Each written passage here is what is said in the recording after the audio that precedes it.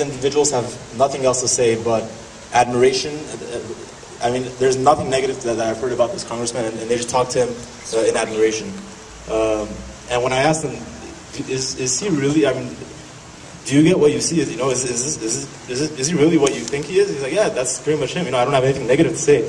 And I'm very happy to have Representative Adam Schiff representing us in the House of Representatives. Congressman Schiff, I'd like to invite you up here.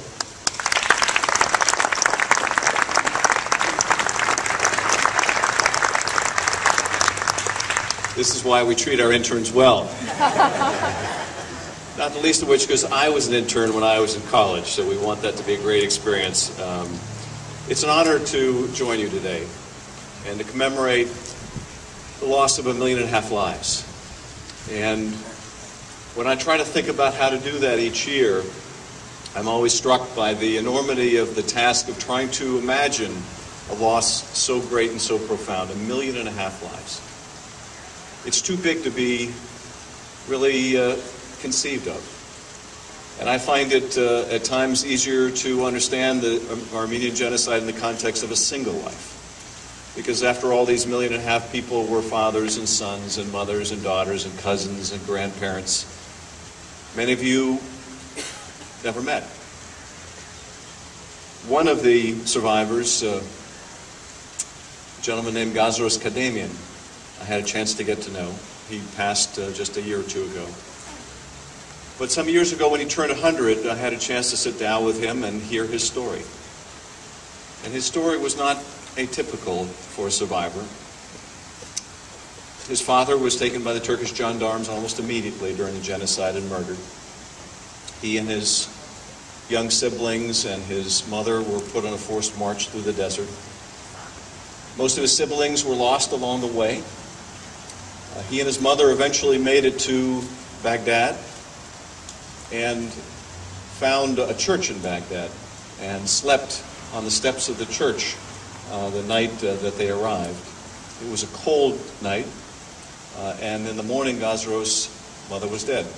She was gone. I had a chance to share the story of Gazros Kadamian on the House floor, and I want to invite all of you to share with me your stories. Send me the story of your family. Let me speak it from the House floor. Let me make it a part of the congressional record. We are fighting to recognize the genocide in Congress, and it has been a very tough road. We had a vote in the Foreign Affairs Committee on the resolution I introduced a month ago, and it passed, but only by a single vote.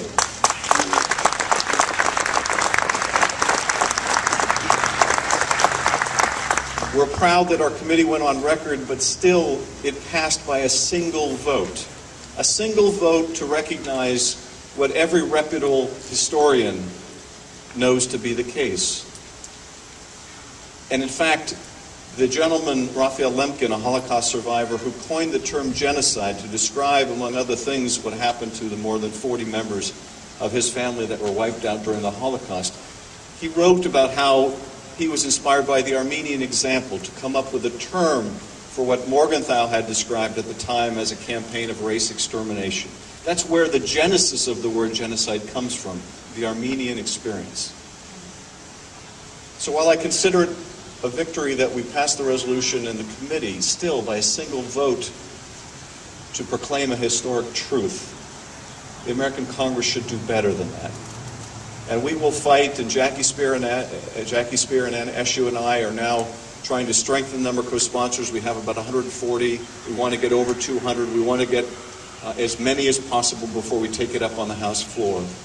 We need your continued efforts.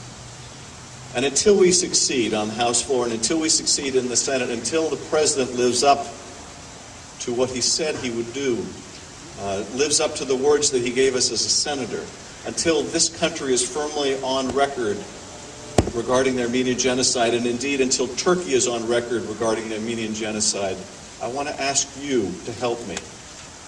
Send me the story of your family. Let me make it a part of the congressional record. If we have to tell the story of the 1.5 million victims of the Armenian Genocide, one family by one family, until the world hears the truth, and that is exactly what we will do.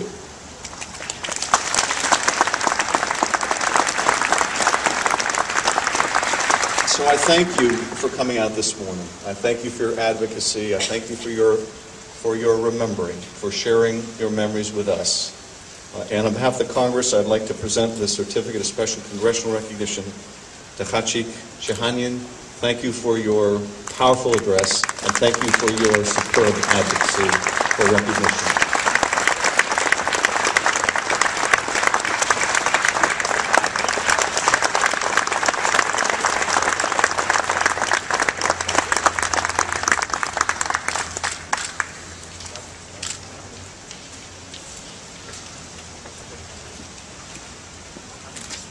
The local children have a gift for you, I was told.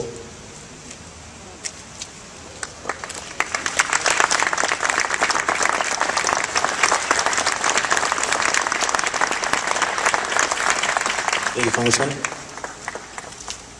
At this point, I'd like to invite State Assembly Senator